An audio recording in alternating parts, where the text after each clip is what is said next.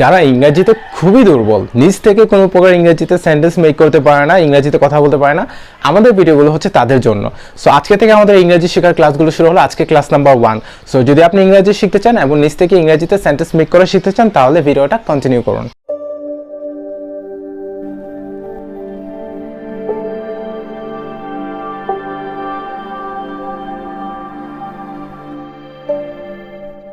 আমরা সবাই তো মোটামুটি ইংরেজির কিছু ওয়ার্ড জানি, তাই না? যেমন আপনাকে যদি বলি করা ইংরেজি কি, আপনি বলবেন ডু।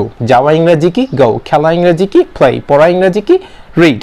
সো এরকম টাইপের কিন্তু আরো অনেকগুলো ওয়ার্ড আছে, যে ওয়ার্ডগুলো আমি যদি আপনাকে বাংলাগুলো বলি আপনি সেগুলো ইংরেজি বলে দিতে পারবেন। আচ্ছা, ইংরেজি জানেন অথচ তারপরেও কিন্তু আপনি সেন্টেন্স মেক করতে পারতেছেন না। কারণটা কি? কারণটা হচ্ছে আপনি কিন্তু ইংরেজিতে সেন্টেন্স মেক করার সিস্টেমটা জানেন না। সো আজকে থেকে আমাদের ক্লাসগুলোর মাধ্যমে আপনাকে শেখানো হবে কিভাবে আপনি এই সকল ওয়ার্ডগুলো দিয়ে সেন্টেন্স মেক করবেন। ওকে, পাশাপাশি এরকম আরও কিছু গুরুত্বপূর্ণ ওয়ার্ডগুলো আপনাদেরকে দেওয়া হবে। ওকে, সো আমরা কিছু উপরে ওয়ার্ডগুলো দেখি যে ওয়ার্ডগুলো আমরা অলমোস্ট সবাই জানি। যেমন ডু অর্থ করা, গো যাওয়া, রিড পড়া, রাইট লেখা, ইট খাওয়া, ওয়ান্ট চাওয়া, নো জানা, লাইক পছন্দ করা, প্লে খেলা, স্লিপ ঘুমানো, লার্ন শেখা, টিচ শেখানো, গিভ দেওয়া, টেক নেওয়া, গেট পাওয়া। সো এরকম আরও অনেকগুলো ভার্ব আছে। ওকে, সো নিচে আরও কিছু ওয়ার্ড দেখি যে ওয়ার্ডগুলো আমরা জানি। যেমন আই অর্থ কি, আমি, ইউ তুমি, দে তারা, উই আমরা, হি সে, শি সে, ইট এটা, তারপরে যে কারোর নামও বলতে পারি আমরা রায়হান। সো এরকম টাইপের আমরা কিন্তু আরও অনেকগুলো বলতে পারি। এগুলো হচ্ছে মেইনলি সাবজেক্ট আর উপরেগুলো হচ্ছে ভার্ব। সো এই সাবজেক্ট দিয়ে ভার্ব দিয়ে কীভাবে বলতে হয় সেগুলো আমরা দেখবো, ঠিক আছে? আমরা কোনো গ্রামার রুলসে ঢুকবো না, কারণ আমাদের গ্রামার রুলস পড়ে কোনো লাভ হবে না যদি আমরা দিন শেষে কথা না বলতে পারি। আমাদেরকে সেন্টেন্স মেক করাটা শিখতে হবে। ওকে, সো দেখুন ডু অর্থ করা আর আই অর্থ কি, আমি। সো আই ডু অর্থ আমি করি, আই ডু আমি করি। এমন আই ডোন্ট ডু আমি করি না। ডু আই ডু আমি কি করি, ডোন্ট আই ডু আমি কি করি না। এইভাবে আমরা প্রত্যেকটা ভার্ব দিয়ে চেঞ্জ করব। যেমন আমি যাই তাহলে হবে আই গো। জাস্ট এই ডু ভার্বটাকে চেঞ্জ করে আপনি বলবেন গো অর্থ যাওয়া। সো আমি যাই, আই গো। এবং এটাকে না করবেন যে আমি যাই না, তাহলে হবে আই ডোন্ট গো। এবং প্রশ্ন করবেন আমি কি যাই, ডু আই গো। আমি কি যাই না, ডোন্ট আই গো। যদি বলি আমি পড়ি তাহলে হবে আই রিড। আমি পড়ি না, আই ডোন্ট রিড। আমি কি পড়ি, ডু আই রিড। আমি কি পড়ি না, ডোন্ট আই রিড। এভাবে আই সাবজেক্টটা দিয়ে আপনি প্রত্যেকটা ভার্ব দিয়ে চেঞ্জ করে করে বলবেন। হ্যাঁ, এরকম দেখা যাচ্ছে আরও কিছু ভার্ব আছে, সে ভার্বগুলো দিয়ে চেঞ্জ করে করে বলবেন। তো আপনার সব ভার্ব দিয়ে বলা লাগবে না। যদি আপনি মিনিমাম 30-40টা ভার্ব দিয়ে প্র্যাকটিস করে ফেলেন তাহলে কিন্তু এনাফ, আপনি ফ্লুয়েন্টলি কথা বলতে পারবেন। ওকে, সো আমরা এইভাবে আই দিয়ে সব কটা বলবেন, ঠিক আছে? তারপর হচ্ছে ইউ সাবজেক্ট দিয়ে বলবেন, মানে প্রত্যেকটা সাবজেক্ট দিয়ে দিয়েও কিন্তু বলতে হবে। যেমন যদি বলি তুমি খাও, আচ্ছা খাওয়া ইংরেজি কি, ইট। সো তুমি হচ্ছে ইউ, তুমি খাও, ইউ ইট। তুমি খাও না, ইউ ডোন্ট ইট। তুমি কি খাও, ডু ইউ ইট। তুমি কি খাও না, ডোন্ট ইউ ইট। যদি বলি তুমি ঘুমাও, সো ঘুমানো হচ্ছে স্লিপ। তুমি ঘুমাও, ইউ স্লিপ। তুমি ঘুমাও না, ইউ ডোন্ট স্লিপ। তুমি কি ঘুমাও, ডু ইউ স্লিপ। তুমি কি ঘুমাও না, ডোন্ট ইউ স্লিপ। যদি বলি তুমি শিখো, তাহলে শেখা ইংরাজি কি, লার্ন। আর টিচ কিন্তু শেখানো। তুমি শিখো, ইউ লার্ন। তুমি শিখো না, ইউ ডোন্ট লার্ন। তুমি কি শিখো, ডু ইউ লার্ন। তুমি কি শিখো না, ডোন্ট ইউ লার্ন। আমরা কিন্তু চাইলে আরো কিছু বলতে পারি যে তুমি ইংরেজি শিখো, তাহলে হবে ইউ লার্ন ইংলিশ। তুমি ইংরেজি শিখো না, ইউ ডোন্ট লার্ন ইংলিশ। এভাবে কিন্তু আমরা বলতে পারি, বাট সেটা পরে বলবো। আমরা মেইন বিষয়টা কিন্তু আগে শিখবো, কিভাবে সেন্টেন্সটা মেক করতে হয়। এভাবে ইউ দিয়ে সবকটা ভার্ব দিয়ে বলবেন। ওকে, তারপর হচ্ছে দে। দে অর্থ তারা। আচ্ছা, যদি বলি তারা খেলে, তাহলে খেলা হচ্ছে প্লে। তারা খেলে, দে প্লে। তারা খেলে না, দে ডোন্ট প্লে। তারা কি খেলে, ডু দে প্লে। তারা কি খেলে না, ডোন্ট দে প্লে। ওকে, যদি বলি তারা পড়ে, তাহলে হবে দে রিড। তারা পড়ে না, দে ডোন্ট রিড। তারা কি পড়ে, ডু দে রিড। তারা কি পড়ে না, don't they read. Okay, so এখন আমরা উই দিয়ে বলি।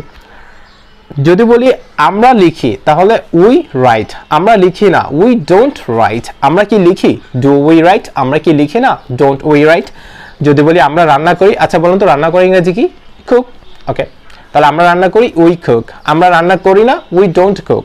আমরা কি রান্না করি, ডু উই কুক। আমরা কি রান্না করি না, ডোন্ট উই কুক। তাহলে এভাবে বাসায় সব কটা সাবজেক্ট দিয়ে বলতে হবে। হ্যাঁ, আচ্ছা আমি এখন আপনাদেরকে জিজ্ঞাসা করি, আপনারা সাথে সাথে বলেন। হ্যাঁ, আমি বাংলাতে বলি, আপনারা ইংরেজিটা বলেন, তাহলে সেম ভাবে। আচ্ছা বলেন তো আমি যাই, এটা ইংরেজি কি হবে, আমি যাই না। আমি কি যাই? আমি কি যাই না?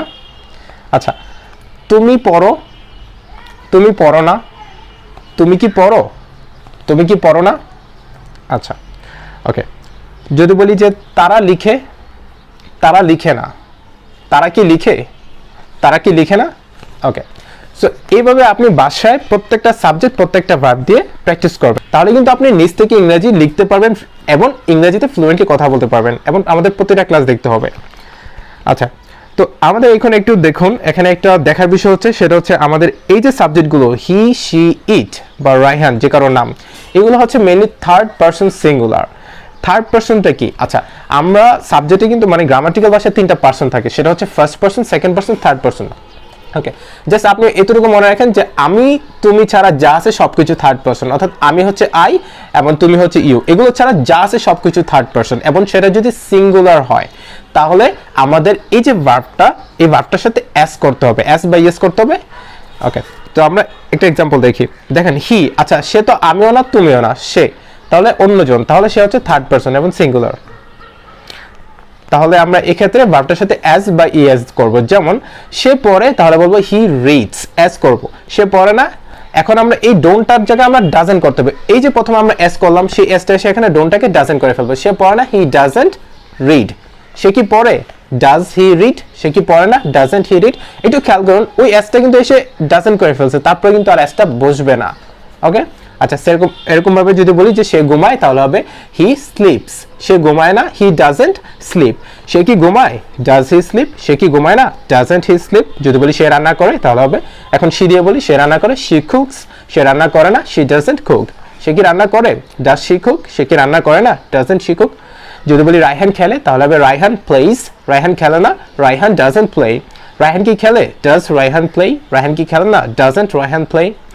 ওকে, আচ্ছা, তো আমরা এভাবে প্রত্যেকটা সাবজেক্ট দিয়ে বলবো। এরকম কিন্তু আরো সাবজেক্ট হতে পারে, যেমন আমার বন্ধু ইংরেজি হচ্ছে মাই ফ্রেন্ড। আচ্ছা, মাই ফ্রেন্ড কিন্তু আমিও না তুমিও না, সো এটা থার্ড পারসন এবং এটা হচ্ছে সিঙ্গুলার, বিকজ আমার বন্ধু এখানে একজনকে বলছি। বাট যদি বলি মাই ফ্রেন্ডস, অনেকজন হয়ে যাবে, তখন কিন্তু আর এটা হবে না, তখন আবার ওই আগের নিয়মেই হবে। ওকে, যেমন আমরা এক্সাম্পল দিই যে আমার বন্ধু যায়, তাহলে মাই ফ্রেন্ড গোস। আমার বন্ধু যায় না, মাই ফ্রেন্ড ডাজেন্ট গো। আমার বন্ধু কি যায়? ডাজ মাই ফ্রেন্ড গো। আমার বন্ধু কি যায় না? ডাজেন্ট মাই ফ্রেন্ড গো।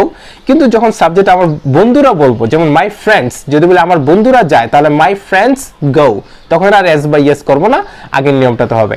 আমার বন্ধুরা যায় না, মাই ফ্রেন্ডস ডোন্ট গো। আমার বন্ধুরা কি যায়? ডু মাই ফ্রেন্ডস গো। আমার বন্ধুরা কি যায় না? ডোন্ট মাই ফ্রেন্ডস গো। ওকে, আশা করি বুঝতে পেরেছেন। ওকে, সো আমরা এখন বাসায় আপনাদেরকে যেটা করতে হবে যে প্রত্যেকটা সাবজেক্ট দিয়ে প্রত্যেকটা ভার্ব দিয়ে প্র্যাকটিস করতে হবে। আচ্ছা, আজকে এতটুকু। আল্লাহ হাফেজ।